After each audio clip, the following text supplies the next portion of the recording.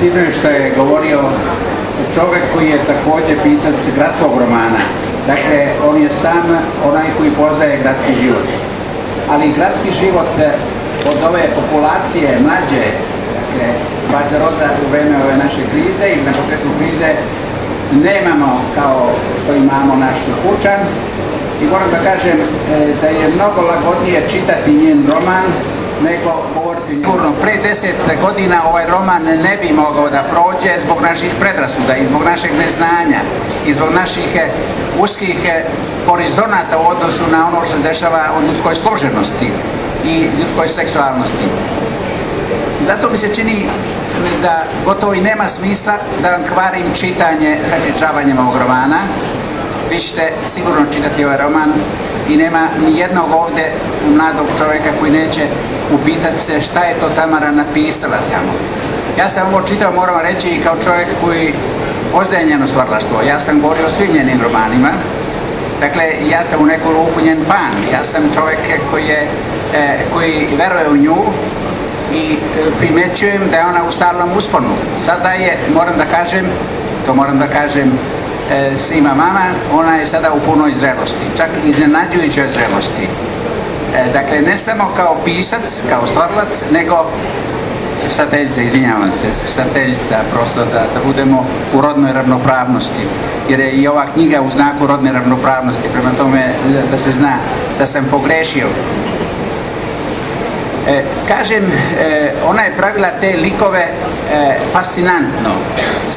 Sve i ovi njeni junaci, Nebojša, Mija, Jelena, Ana, oni su ličnosti utkani u strukturu romana na taj način što pričaju sebe. I ta priča svakog od njih počinje od jedne ljubavne iluzije, od iluzije o životu, iluzije o čoveku, o partneru, o konačno svemu onome što je domen ljubavne veze. I na kraju, u onome što je susret sa realnošću, kada se, dakle, Don Quixote suočava sa vetrenjačama, onda vidimo i nešto drugo. Vidimo da oni završavaju u punoj zrelosti u osporavanju svojih iluzija. Tako da ova knjiga mogla se komodno zvati da nije tog romana koji je već postajao gubitak iluzija ili u izgubljenim iluzijama.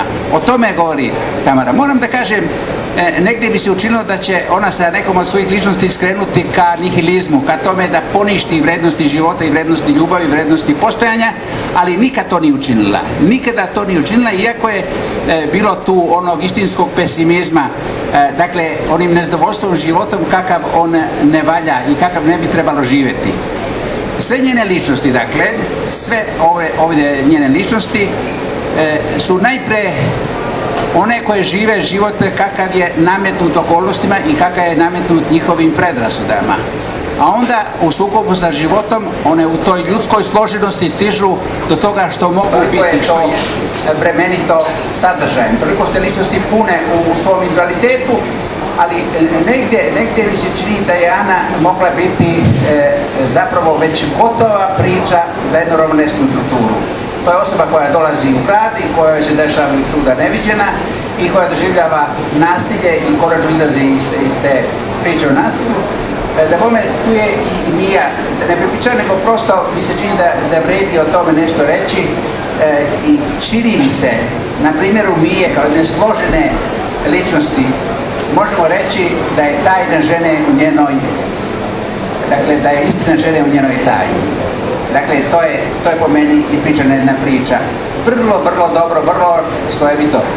Ono što je, čini mi se, važno za ovu kompoziciju, ona je napravljena krajnje moderno. Tu su ličnosti i one su u međuodnosu, one su umrežene na neki način i to u jednom literarnom redukcionizmu. Tu nema priče, nema suvišne priče, nema duge priče, nema nepotrebne priče, nema dosadne priče. Ovo je roman atraktivan, ovo je roman atrakcija, ovo je roman antidosada. On je došao da ubije našu dosadnu u tišini naše dokolice. I zato ovaj roman čitajte u dokolici, u potpunoj tišini duše svoje. Izaći ćete drugačiji od čitanja ovog romana. Ja sam izašao drugačiji. I moram reći nešto što možda nije važno za roman sam, ali je važno za mene i moje razumevanje i Beograda i gradskog života i konačno generacije i podkulture mladih. Ja preko Tamare doznajem šta se dešava tom svetu u kome ja ne pripadam.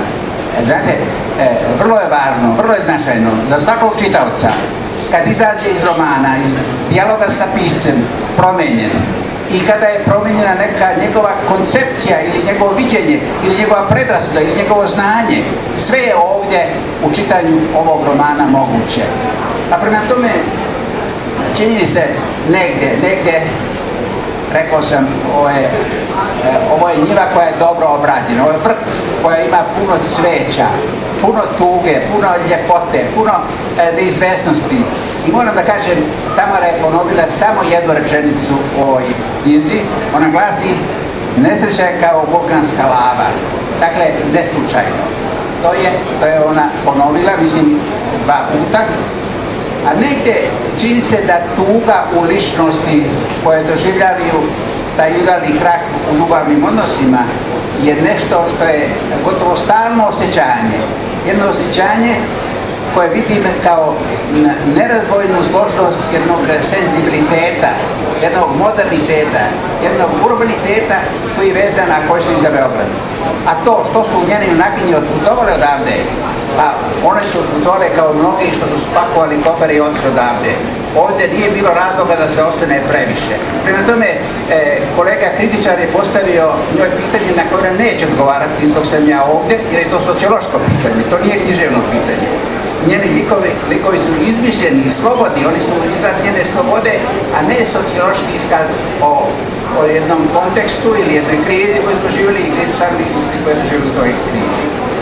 Dakle, čini mi se da prosto o romanu koji se čita brzo i koji se čita u dahu. On se ne ostavlja za sutra. Nema ostavljanja tog romana jer on je došao da bi bio pročitan odjedanput i namah.